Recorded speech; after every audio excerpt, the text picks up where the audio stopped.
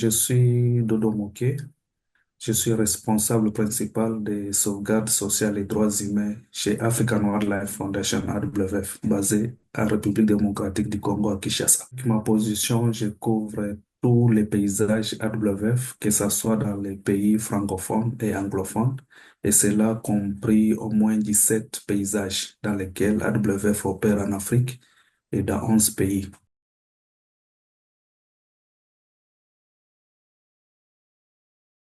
Le mécanisme de gestion des plaintes, c'est une pratique très nécessaire pour permettre d'améliorer le climat de confiance entre les gestionnaires des aires protégées et les communautés locales. Et ce mécanisme permet à toute personne qui est lésée par les activités de la conservation à soumettre leurs besoins ou leurs voix.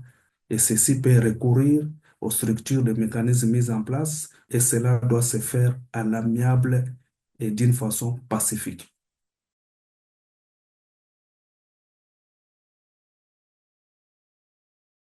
Dans les mécanismes de gestion de plaintes, il y a les principes, il y a les étapes. La première des choses, en termes de principes, nous avons la confidentialité.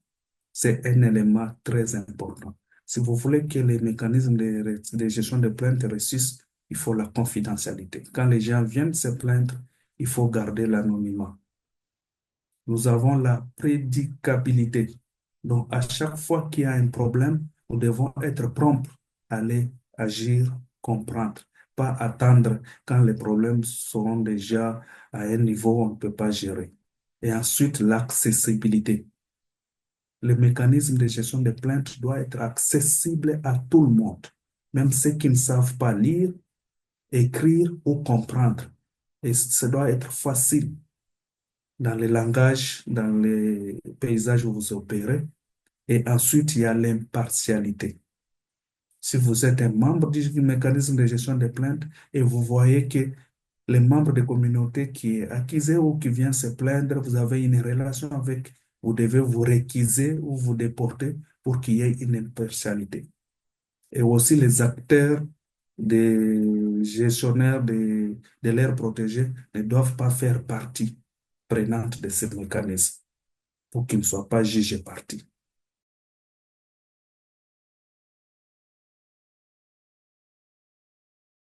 Quand les plaintes arrivent, nous avons la première étape qui est l'enregistrement.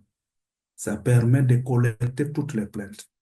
Et la première chose de faire, c'est de recueillir toutes ces plaintes.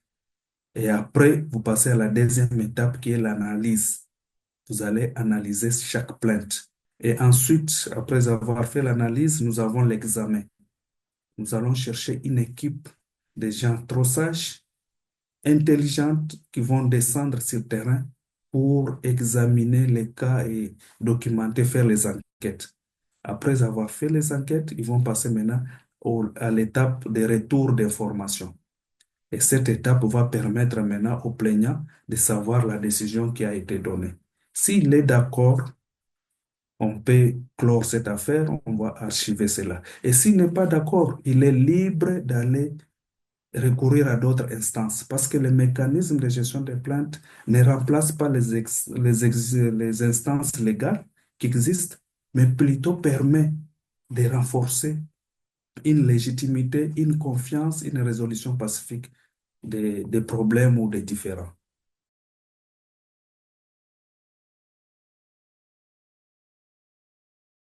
Vous devez passer par l'étape de la sensibilisation et d'information parce que c'est une pratique nouvelle. Les communautés doivent être informées, sensibilisées de ce qui est le mécanisme de gestion des plaintes. Après avoir fait cela, vous passez maintenant à la formation. Comment ils doivent se comporter en cas qu'ils sont victimes d'une violation des droits humains ou d'un abus des droits humains.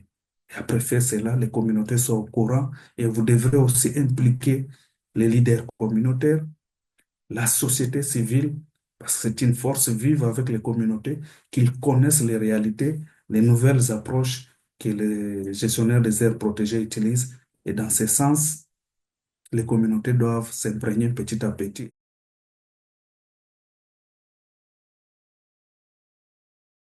Dans les communautés, il y a des gens qui aiment être cachés, qui n'ont pas la possibilité de s'exprimer, de parler. Maintenant, là, nous avons plusieurs voies dans les mécanismes de gestion qu'on met en place. La première voie, nous avons peut-être les bureaux physiques, les canaux physiques, où il y a un bureau, où il y a un mécanisme de gestion des plaintes pour ceux qui veulent venir.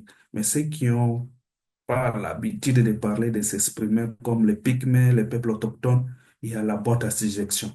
Mais cette boîte à suggestions, s'ils ne savent pas écrire, comment le faire, mais ils doivent aussi passer par ce que nous appelons les moniteurs, les chefs des villages, les personnes qui ont confiance. Et ces personnes peuvent prendre cette plainte orale et venir chez un membre de gestion des plaintes et les faire ça écrite pour qu'il ait un récépissé, parce qu'il va permettre que la plainte a été reçue. Elle est intellectuelle, ils peuvent passer par les modes électroniques, ils peuvent envoyer directement leur plainte par l'adresse électronique mise en place ou par un système de SMS.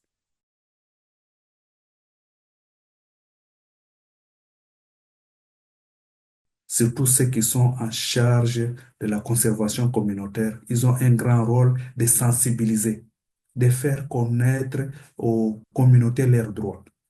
Parce qu'aujourd'hui, avec cette conservation basée sur les droits, nous permet maintenant de communiquer, d'informer les communautés ce qu'ils doivent faire, qu'est-ce qui est interdit. Mais les gens qui ne sont pas sensibilisés, qui ne connaissent pas des nouvelles lois qui arrivent, et du coup, il se réveille le matin. Non, ça, c'est une aire protégée. Tu ne peux pas toucher à ceci, tu ne peux pas faire à cela. Et cela amène beaucoup de conflits. Et les co-gardes sont là pour la sensibilisation, pour l'éducation environnementale. Et dans ces contextes, ça doit petit à petit diminuer les conflits. C'est ça les rôles qu'ils peuvent jouer.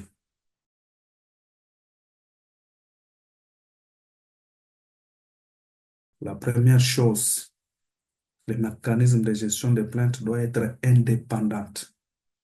Si nous voulons que le mécanisme de gestion des plaintes marche très bien, elle doit être indépendante. Ça veut dire quoi? Quand il y a plainte, parce que beaucoup de plaintes viennent dans les services de conservation.